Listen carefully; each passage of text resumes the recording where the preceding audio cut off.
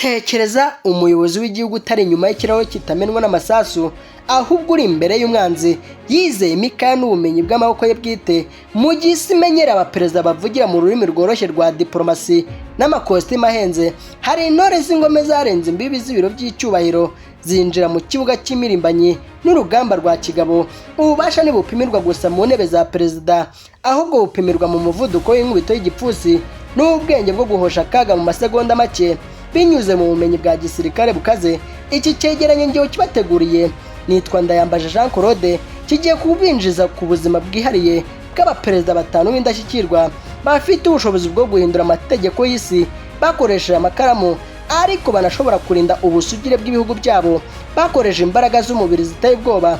Uhereye ku bupfura bwa jido mu nyanja y'ubukonje bw'Uburusiya ukagera ku buhanga n'ingamba z'urugamba mu mutima wa Afurika, ugiye kubona ko umutekano w'amahanga wubakiye ku nkingi z'abagabo bazi kwirwanirira kurusha abandi bose. Kuko mu gihe amagambo ashize, aba bagabo nibo basigara bahagaze bemye imbere y'inkubi y'umuriro. Kwirwanaho si umukino kuri bo, ahubwo ni filozofi y'ubuzima ituma igihe isi yose ititira bo baba bafite umutima utuje n'ibipfusi byiteguye. Kaze neza mu cyegeranyo cy'imbaraga zihishe mu bushorishori bw'isi, aho umubiri n'ubwonko bihura ngo bibyare umurwanyi nyawe.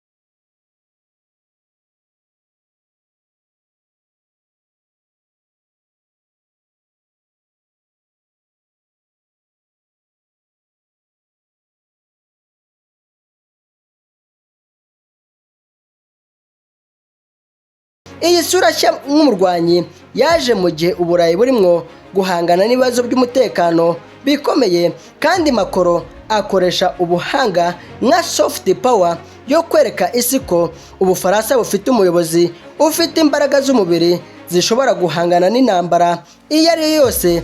Imyitozo ye